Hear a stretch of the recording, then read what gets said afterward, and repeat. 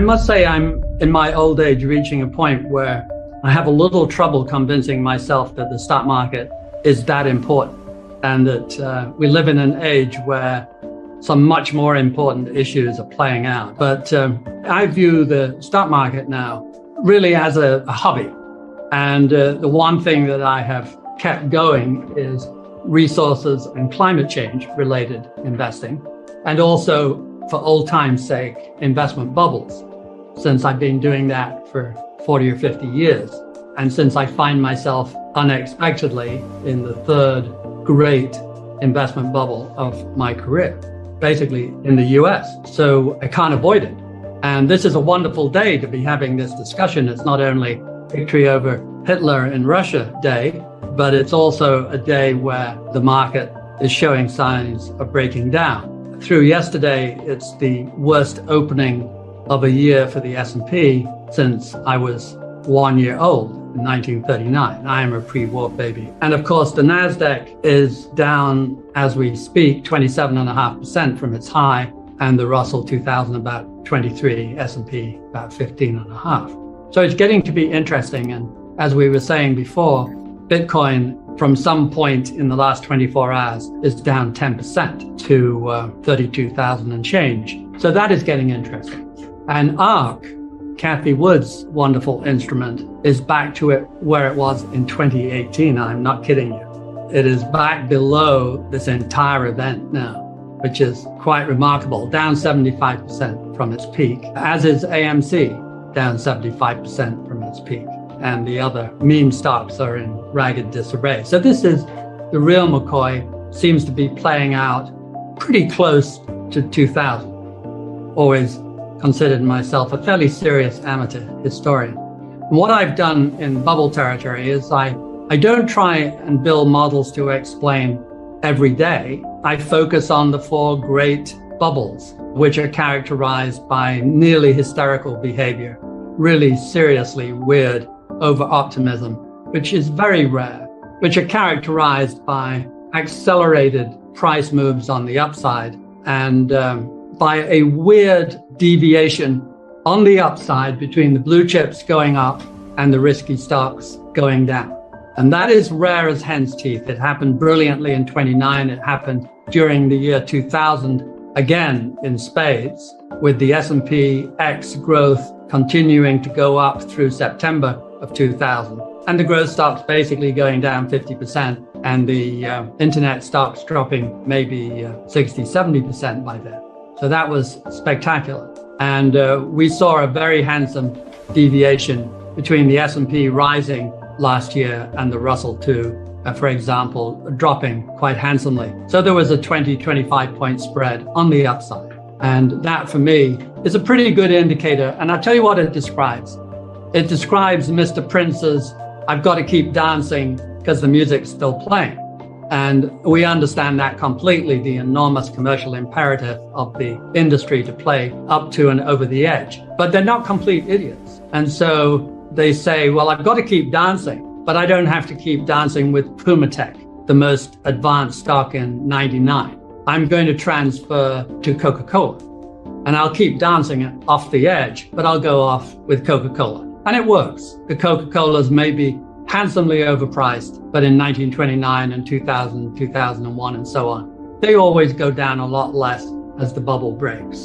And that's the phenomenon that causes this very rare indicator of impending doom, which we saw last year. And so by early this year, it seemed clear to me that this was not only the real McCoy bubble, which had been clear for a year or so in terms of pricing and enthusiasm, but it had triggered this very rare indicator of impending doom, in other words, now. And so our piece of a year and a bit ago was called Waiting for the Last Dance. And our equivalent follow-up this January was Let the Wild Rumpus Begin, i.e. we're in it, dudes. And I do believe we are. And I believe the declines will be very substantial. We have a market today which feels superficially like 2000. And I think it's going to play out initially like 2000. And then, unfortunately, is going to phase, as he suggests, into the 70s, where the deflationary effects on the economy and the stock market will result in a world rather like the 70s, where all assets are simply much lower priced than they are today. A word on inflation, too, I would summarize as monetary and general Federal Reserve overstimulus for 30, 35 years. The war and COVID, all of those three influences guaranteeing that we have a relatively intractable problem in the short to intermediate term. What worries me is the longer term arguments for inflation, which is one, we are running out of people. In China, where the 500 million extra farmers precipitated globalization, they have now had diminishing cohorts of 20-year-olds for 20 years. And they are guaranteed, since they're alive now, we know the baby cohorts are dropping like a stone. They are simply going to have a shortage of labor, as is the developed world together. That is not a trivial block, the developed world plus China. All of them will be squeezed for labor.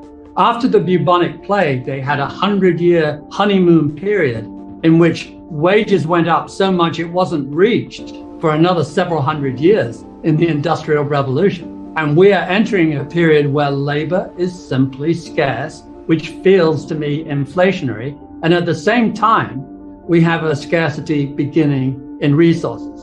And we keep an original, unusual index. It's 36 equal weighted, important, the most important commodities. So it's not dominated by oil. And it showed a declining pattern for 102 years, from 1900 to 2002. And yes, it was interrupted by World War I and World War II and OPEC. Why wouldn't it be? But it wanted to go down. It went down 70%. It took the index down to 30. Today, 122 years later, the index is down 10%. It has gone to 90. The average important commodity has just spent the last 20 years going from 30 to 90. It has tripled. The reason is, of course, the growth of China, but I believe, fairly passionately looking at the data, that it also represents the intrinsic scarcity, the war between deeper wells, worse iron ore, etc. The best go first. The struggle is always between technology, which for 100 years got ahead of scarcity.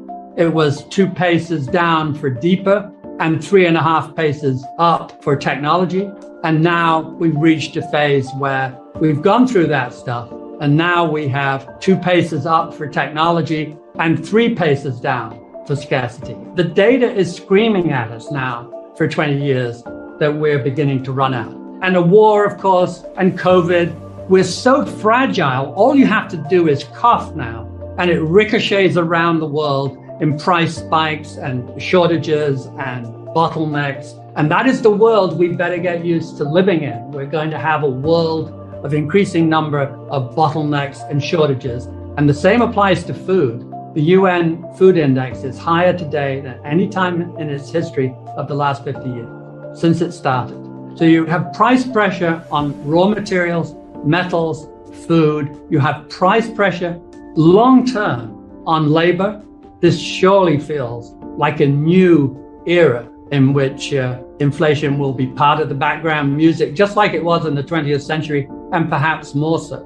The risks of a debt bubble breaking and the risks of an equity bubble breaking have simply not been understood by our Federal Reserve since Paul Volcker. They are incredibly naive. They haven't even got a clue. They're not even interested in the idea. The idea, Bernanke saying, oh, the US housing market's has never declined. It merely reflects a strong US economy. Alan Greenspan encouraging, et cetera,